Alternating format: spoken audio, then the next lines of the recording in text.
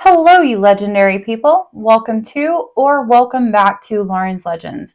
Today we are going to be diving into the unsolved mystery of three lighthouse keepers that vanished off an island on the coast of Scotland. Let's dive right in. Sit back, relax, and enjoy.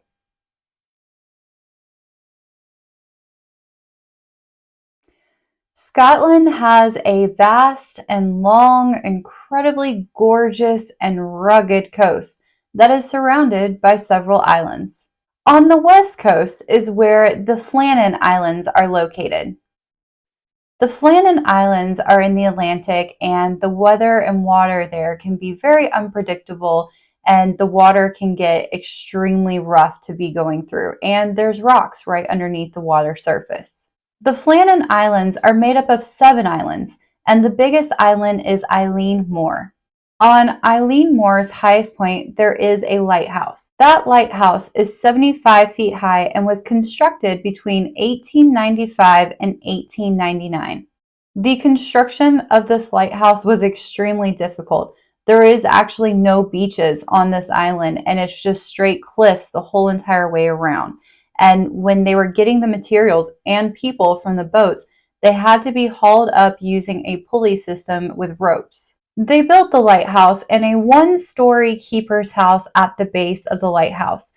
There was also a chapel on the island that had been there since the 1700s, and it was named after St. Flannan, which the entire island chain was named after as well. Once the lighthouse and all the grounds were completed, they officially lit the light on December 7th, 1899. The lighthouse was desperately needed, and as stated before, there were many reasons why this chain of islands was well known and very feared by sailors. Not only did they have extremely jagged cliffs and rocks under the water, there was very dense fog in this area. Shipwrecks were so common that people on the shore would walk down to the beaches and find bodies and debris all over scattered from shipwrecks. Many people, especially in this time, were very superstitious, and they began believing that the islands were haunted by the souls of the sailors that had been lost at sea, which originally is one of the reasons why that chapel was built. But there was also legends that there was nefarious groups of people that had been meeting on the island for bad things and doing rituals, which created a very strong fear of people being there at night. It was very common in this area for sheep herders to take their sheep to these islands because they actually believed that they had special healing properties for their sheep. They would give birth to twins. It would help them heal faster if they were injured. So they would take them and let them graze there, but the sheep herders would not stay there after dark. It was a common theme that everybody who went on the island, even the workers when they were building the lighthouse, always felt this foreboding sense that someone was watching them. And when the lighthouse was being constructed, one of the workers actually was killed in the construction, adding to the belief that it was haunted already. The people that were feeling these people and feeling being watched just felt as if it was an aura of foreboding around them, as if something evil ruled the island. The locals even began referring to the island as the other country, as if it was this other worldly place that was paranormal. People that would come to the island, even up to when the island opened, created a ritual with a chapel. When they would get there, they would drop to their knees and circle it praying, as if they were appeasing the island's spirits. Once the lighthouse was active, they hired 3 main lighthouse keepers. Now, in this day and age, there was always 2 lighthouse keepers, and it was a rule, a huge rule, that you always had to have one keeper stay in the building no matter what. A case of emergency didn't matter. There was never a reason good enough to not have someone manning the lighthouse, because at any point in time, that dense fog could roll in, the seas could get sharp, and they needed to know where the cliffs were. So that light had to always be on. So at times, they would bring a third one in to just help out, especially because these lighthouse workers would go on the island for 6 weeks, and then they would get 2 weeks off to go back to the mainland. The first hired was James Ducat. He had over 20 years of experience being a lighthouse keeper, and he was hired to be the main keeper. Two seasoned seamen were also chosen. Thomas Marshall was the first assistant, and Donald MacArthur was the second assistant. They also hired a fourth keeper, and his name was Joseph Moore. The three lighthouse keepers' next break, where they would have the 2 weeks going to the mainland, was mid-December. That is when Joseph Moore was scheduled to come and relieve them. In the last year that the lighthouse had been operating and these men had been out there, this was his third or fourth time coming to relieve them, and he was set to leave December 14th, 1900. Unfortunately, as soon as Joseph Moore's crew were setting sail, a horrific storm rolled in, battling the islands and chumming up the sea. This crew had to come back and wait. They had to wait out the storm until they could get good enough conditions to sail to the island. On the next evening, Captain Holman was sailing by trying to actually get back to the mainland and get out of the storm. And he had a very terrifying moment when he got a little too close to Eileen Moore due to the fact that the light was not shining. As soon as he got close enough to one of the stations on the shore, he was sending Morse code out letting them know that the light was out. The weather battered this area for days, and it actually did not clear up until around Christmas Eve and Christmas. Joseph's crew were finally able to set sail on Boxing Day, and on their way, he was excited to get back out to the island and relieve these guys that had been stuck out there, see how they had fared the storm. But when they got close, there was normally a flag that would be flown, and there wasn't one. And as they got up closer to it, the dock had been horribly destroyed. There wasn't anything left of it. And there was no way right there to be able to get on the island. And one thing that stuck out above all of that is anytime the crews would change, there would be one of the crew, the lighthouse keepers, would come down to the shore and greet the incoming person. They would help them get supplies in and move everything around, and nobody was out there. In order for them to get on the island, they had to get ropes and kind of do the pulley system again for him to get up to the stairs. In the pit of his stomach, something was foreboding, and he just felt awful. He knew something couldn't be right about this. The only noise he could hear was the eerie wind whirling around him. As he's hanging there trying to get to the stairs, the waves were crashing underneath him, and his foot hit it, and he panicked, and he ran up the 160 steps to the top of the island where he could see it. What he came to was a closed gate, and then he saw the front door was closed as well, but unlocked. He opened the door to find a table set with food on it, uneaten. He looked up on the wall and saw that the clock had stopped.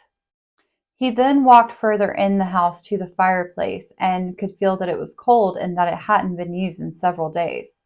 The chair beside the fireplace had been tipped over on its side, looking as though someone had been sitting on it and then had to jump up quickly, knocking it over. Continuing through the house, he came to their bunk area, and all of their beds were unmade. And again, it was very normal in the lighthouse that you would always make your bed and make it to where if you did change unexpectedly and a new lighthouse keeper came in, that they would be comfortable and have the made bed to come in at night. He also found a set of oilskins that were hanging up, only one set, as if two of the guys had their oilskins on, and then one person had to run out quickly and didn't grab theirs. Remember, this is Scotland in December. It is high up there in the hemisphere, and it is freezing cold on these islands when the wind is blowing. They would use those oilskins if they had to go outside. As Joseph was rummaging through the house looking for anything he could find that could lead to where these guys were or what had happened, he came across their logbook. Wasn't quite a diary. It was more to be held for them to be talking about the weather patterns and things like that going on. And that logbook had some very odd entries in it. Before I tell you what the logs had, there's a couple things that you have to remember. All three of these men were seasoned people with the ocean and storms. This lighthouse was less than a year old. It was 150 feet above sea level. It was sound. It was built with rock. It would be a very safe place to be in, even in a hurricane. Also, these men had been in the ocean on a boat with huge waves and survived all of that. They weren't babies when it came to this kind of stuff. So, now that we've talked about that, let's go through the log entries. The first entry that Joseph read was dated December 12th. These are severe winds, the worst I have ever seen in my 20 years. Keep in mind, the storm actually hit December 14th. As the logs go on, he reported that Ducat had been really quiet and irritable, and MacArthur had been crying and praying. MacArthur was known to brawl. He was a big guy, he got in fights. Nobody had pretty much ever seen him cry before. The journal entries only got weirder when they continued talking about how the storm was hammering them and it was only getting worse, and that they were still around praying and that they were scared. But all the reports in that area around there had said that the storm had stopped several days before these logs were dated. People on the shore of Scotland that could actually see the island on the days these were dated said it was clear sky. It was such beautiful weather, they could see the island better than they had seen it in years. The last log that was ever written said, "Storms ended, sea calm, God over all." This was weird, and Joseph was stunned, and he went and told the rest of the crew, and they came on the island and they searched every inch of that island looking for anything that could explain what was happening with these guys. When they had come up to the island, they could see that the dock was damaged, but they had no idea how much damage they would find until they made it to the west side of the island. One of the first things they noticed was a massive boulder had been moved several feet, and there was a trail through the dirt where it had moved. That would have taken extreme force to be able to move that. There was also a path that led to the cliff that had iron bars on the sides of it, and those bars had become mangled and twisted, and some of it was missing. They also saw a supplies box that had been smashed all over, and the tools were scattered all about, and that box was over 100 feet above sea level. As they were looking, they went even to where it was 200 feet above sea level, and they could see that there had been turf that had been ripped up. Those men and many others with search teams that came out to help them from the National Lighthouse Association never found any evidence or any answers to whatever happened to those three men. They even set boats out in the water looking for possibly bodies in the ocean. They never came up with a piece of clothing, a shoe, anything that led them to what actually happened.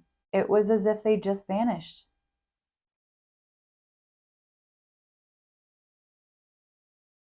As I'm sure you can imagine, the theories on this case are practically endless. A main theory is that after the storm passed, the men went and checked the damage and were hit by a rogue wave that washed them off the island. But how would that explain the stop clock and the chair knocked over and the food still on the table? Another possible theory, and this one's pretty common too, is that the storm just beating down on them day after day drove these men crazy, possibly making them turn on one another. I still do not believe this one. There was no sign of a possible struggle in the house or on the property. There was no blood or like anything broken. There was just nothing that would lead me to think that an actual struggle had happened. Other possibilities run rampant.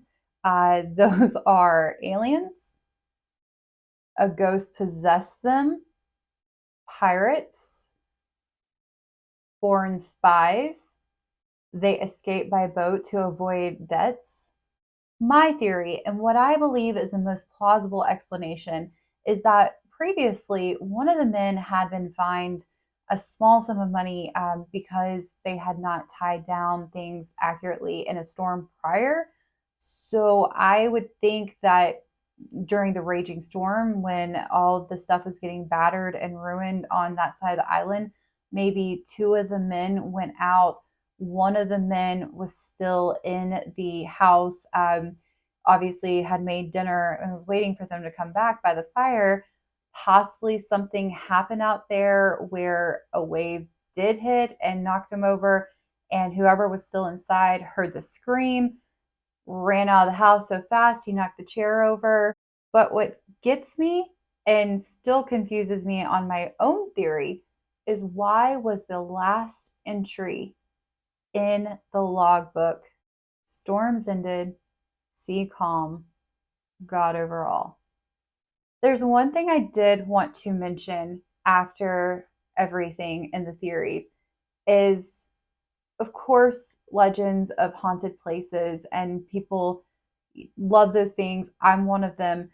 There's hundreds of ghost hunters that go on this island now and stay there.